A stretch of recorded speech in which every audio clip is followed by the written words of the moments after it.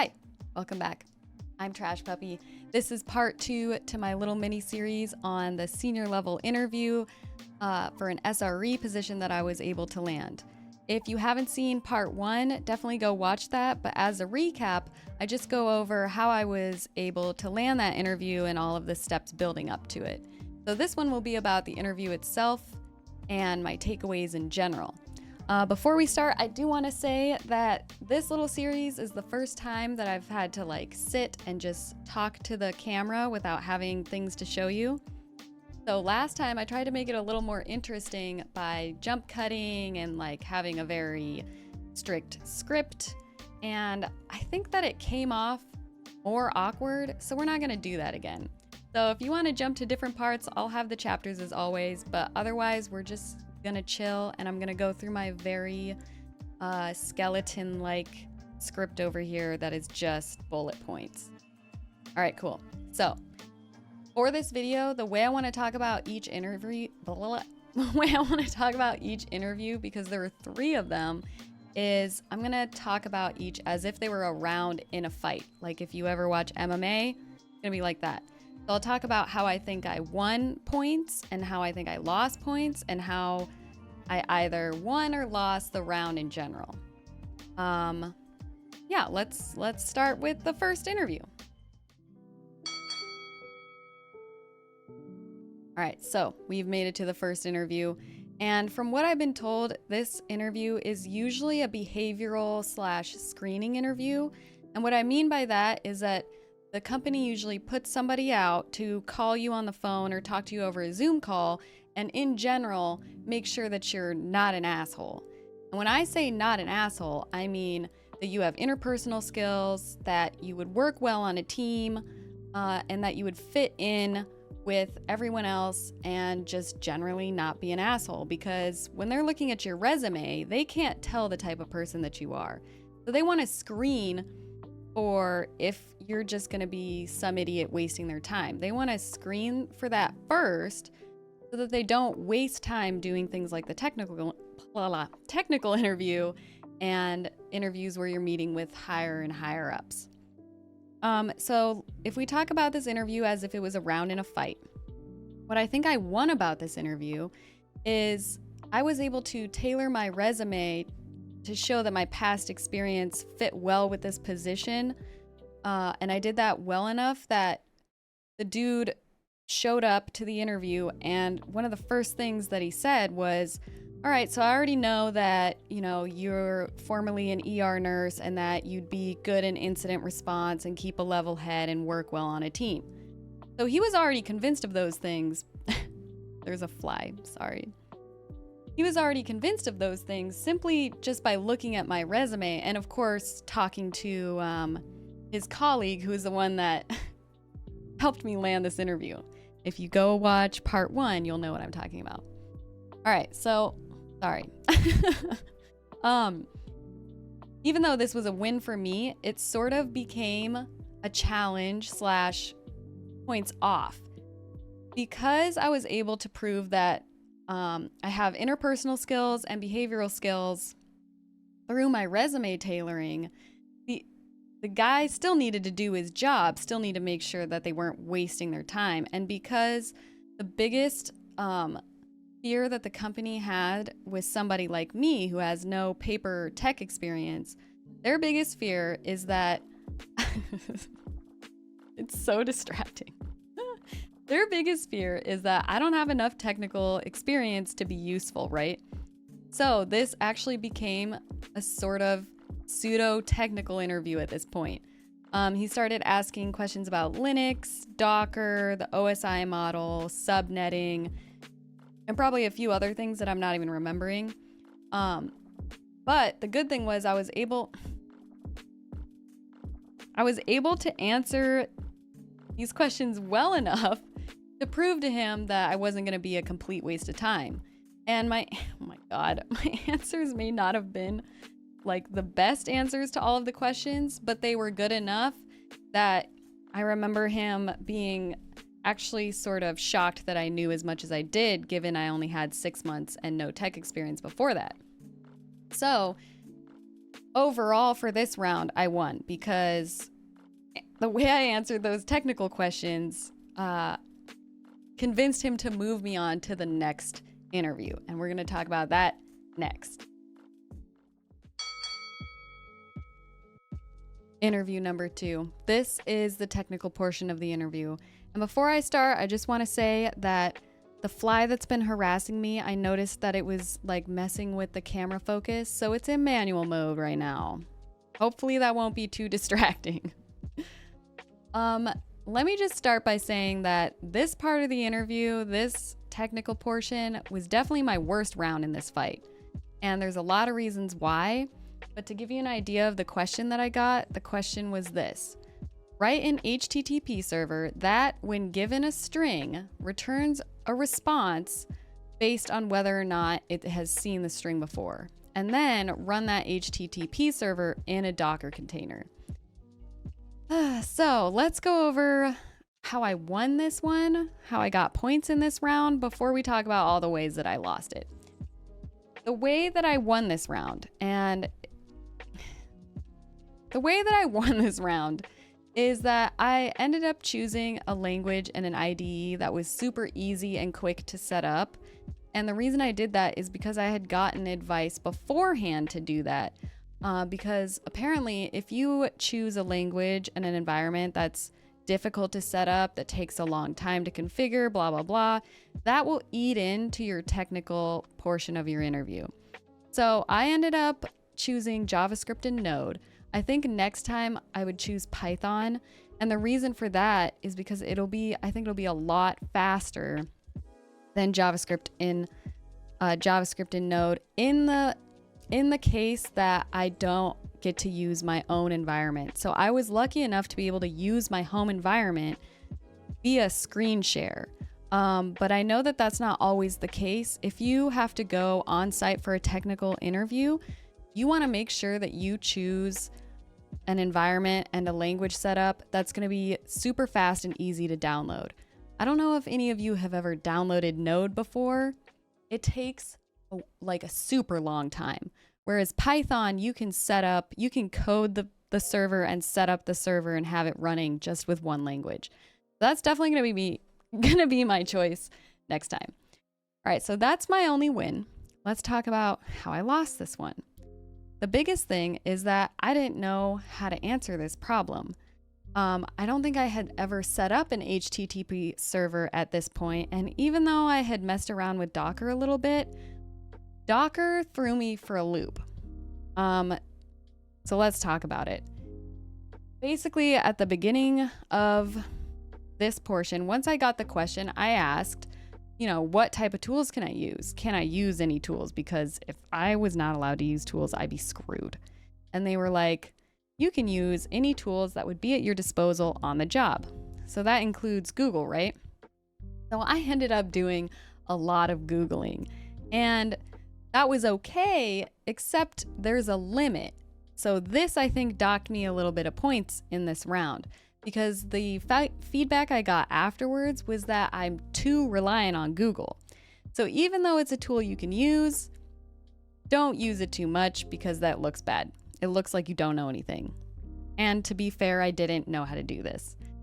So that was one thing. Another thing is that I was more nervous for this part of the interview than I thought I would be. And that ended up making me look like I can't code under pressure, right? And yeah, I'm an ER nurse. I've been through very stressful situations and kept my cool. But there is something to be said about being in a situation that you've never been in before. So yeah, I think that next time I do a technical interview, I think I'll be much calmer, much more relaxed, simply because now I've done it. Now I know what it's like. So take that into mind when you get ready for your first technical interview. Just expect that you're going to be way more nervous than you thought you would be. I think I remember them saying something along the lines of like, hey, it's okay. We're asking you to answer this question to see how you go about answering it. It doesn't have to be right. so you can relax. So that definitely didn't look good for me. But I think it's okay because, like I said, next time it'll be better. So the last thing that made this super difficult for me was once I got the HTTP server going, I started it outside the Docker container, right? I wanted to make sure I could write that part first and then move that into the second part of the question, which would be the Docker container.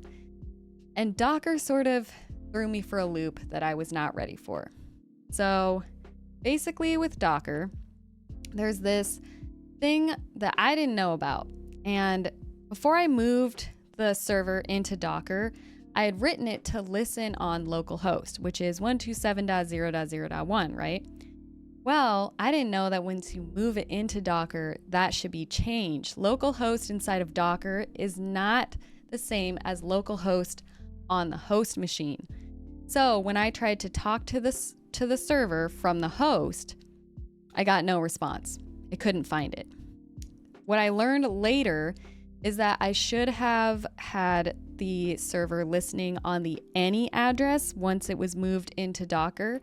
And if you don't know what the any address is, it's 0.0.0.0. And the way I understand it is that when you use the any address, it's basically telling the server to listen on all the interfaces, on all the network interfaces for whatever that comes in on that port. So I should have had it listening to 0.0.0.0. That way, when I tried to talk to it through the local host of my host, it would have responded because it's just listening for any connection to that port on the interface that the Docker is connected to, if that makes sense. So I did end up fixing that after the fact and sending my revised answer. But at that point, it was too late. So this round, definitely big loss for me, unfortunately.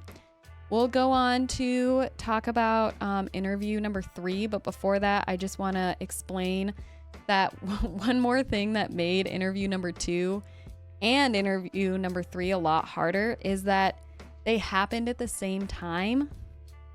As in, I was working on the technical portion. I only had 2 people with me in the call.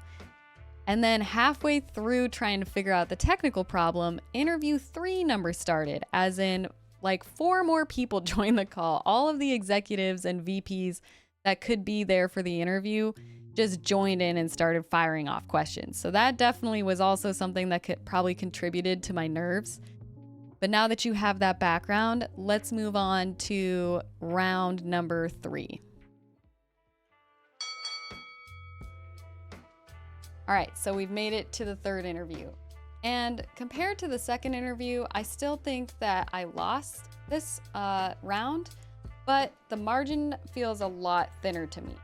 So we're gonna start with how I think I won. Just like the first interview, everyone who came in on the panel was already convinced of my soft skills, which was pretty great. I did a lot of work to tailor my resume, but I didn't expect it to work this well. So instead of having to answer behavioral or interpersonal questions or anything like that, I ended up having to answer a lot of technical questions. But we're not losing yet. A lot of these technical questions I was able to answer well, to the point that several times they mentioned that they were impressed at my answers given how little experience I had. And I keep mentioning that because that's the feedback I kept getting in the middle of these interviews. One of the questions specifically was actually about my HTTP server, the technical part of the interview, which they had just come in to the middle of. The question was, what if somebody sent a request to the server that was the entire book of War and Peace in a string? What would you do basically to keep your server from getting overloaded with that request? And all I had to say was, I would implement some type of queuing system.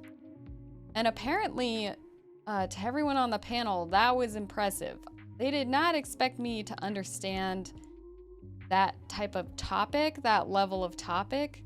I didn't even have to elaborate, but answering answering in that way alone was enough to be like, wow, okay, she knows more than we expected her to know. The other one was one of the panel members was like a Linux guru, had been doing Linux for a very long time. And one of the questions that they asked me, I answered, and in my answer, I used grep. They didn't ask me about grep, but I used it in an answer. And to this guy, he was like super stoked that I knew how to grep. The rest of the interview, he kept mentioning how it was amazing that I knew how to grep. So that was kind of fun. But to like shift into what I lost, and I'm kind of going to use this as the transition. Even though I knew a lot of advanced topics, which was the feedback that I was given, my knowledge was mixed. So even though I knew advanced topics, there were some basic questions that I didn't know how to answer. And the reason I'm gonna put this I'm not really sure if this is a win or a loss, is because it's very 50-50. And to me, I kind of consider it a win, because it's one thing to understand advanced topics, because advanced topics are advanced, right? And the fact that I don't know some basic topics or didn't know them at this time doesn't feel bad to me, because basic topics I can always just look up or will likely learn along the way anyways. So I kind of chalk this up as a win, even though it ended up hurting me probably in the end. So other things that probably docked me points in this round is that I didn't talk myself up enough. And if you think about where we are in the interview, as far as like, am I winning or am I losing? I'm probably, if this is losing and this is winning, it's probably starting to go towards losing, because a lot of the questions, I think as I answered some technical questions and surprised them with my answers, they started ramping up the difficulty in the questions. So I found myself by the end of it having to answer a lot of them in this way, basically like, well, I don't know, but this is how I would find out, or I don't know, or I'm not sure, but this is what I would try first, type of thing. And that's okay to answer that way, but by the end of the interview, I was answering in that way for most of them, and I was starting to feel really nervous about that. So it was starting to tip kind of this way towards me losing. At this point, what I could have done is I could have addressed the elephant in the room, which is my technical experience. And the app that I had worked on with their colleague would have been a good way to do that. However, what I was doing was kind of the opposite. So some more feedback that I got afterwards from my colleague was that whenever a question came up about the app, I should have talked myself up more. What I was doing instead was, because my colleague was their colleague, I was trying to be humble and I would talk his work up on the app more. And retrospectively, that is not what I should have been doing. I should have been trying to talk myself up. I should have been using the app as an opportunity to prove that I had some technical know-how, that answering these questions that they had, I was not being able to prove through, if that makes sense. So that's definitely something that I will want to do differently next time, is if there is an elephant in the room, make sure that I address it specifically. So that's the end of the interview. Like I said before, I ended up not getting the job, but the feedback that I got back from their answer, I'm gonna read to you. So this is the message that I got back from my colleague, who is the one that ended up telling me that I didn't get the position. This is word for word what he messaged me. So, quote, "The team decided to pass for now. They had a lot of positive things to say about your potential and your ability to learn, but they think you need a bit more of the basics first. The team did agree that if you keep going the way you're going to be unstoppable in a year." So at the time, I didn't know how to feel about this. I didn't feel very good about it, because a year felt like way too long to be good enough. I was way too focused on being turned down to appreciate it. But now that it's been some time, I actually really appreciate this feedback, because it seems hopeful to me, right? Even though I didn't have enough experience, I was on a trajectory that would get me the experience within a pretty short amount of time. So that's the interview. I'm gonna close out by going over a couple of things in like a summary. So we're gonna do that next. All right, so I'm gonna try to sum this whole experience up to make it more useful for more people. And the way I'm gonna do that is talking about the things that were within my control and the things that were outside of my control during this entire interview trek. So if you watch part 1, you'll be familiar with this idea. So let's start with the biggest, easiest one, and that was the language and the IDE. Make that easy. That is 100% within your control. Even if you're showing up to an on-site technical interview and you don't know what type of tech they're gonna have, you can absolutely pick and practice a language and an environment that's gonna be easy for you to set up. Like I said before, my next choice is gonna be Python and a freaking terminal, just in case I have a technical interview where I cannot be installing a bunch of crap and taking up all that time. Another one is understanding that you're gonna be nervous. So this kind of hurt me during the technical portion because I did not expect to be so nervous. But just expecting first time jitters and realizing when they're happening, that can be really helpful to kind of dispel them. So some advice that my dad gave me once upon a time, he does a lot of public speaking, and this was advice that he gave me when I was young. When you're doing public speaking, like you're in front of a podium, in front of a huge audience, one thing you can do to dispel your own nerves is to call it out immediately and be like, okay, I'm really nervous. This is the first time that I'm doing this, but we're gonna get through this together, type of thing. And there's two things that accomplishes. The first thing is that it humanizes you to your audience. They can relate to you a lot easier. The second thing is that it calling out your own nerves allows you to shake them off a little faster and for you to get comfortable quicker. I didn't even think to do that at the time, but I'm definitely gonna be doing that next time. The other big thing is addressing the biggest concern of the company. So put yourself in the company's shoes and ask yourself, what are they concerned about when they're looking at me as a candidate? Whatever the answer to that is, focus in on that and find all the reasons you can give why that is an unfounded concern. Even if it is founded, right? So for my example, their biggest concern was that I had no tech experience. And that's a founded concern, but you want to try your best to prove to them why it's not, why it's unfounded. So, I think I gave examples before, but just find your biggest flaw and then make an answer for it. You have control over that. The only thing you have to remember though is once you've prepared an answer for your biggest flaw, make sure you bring it up. Like I did not bring it up, and I should have, and I wish I had, and I definitely will be next time.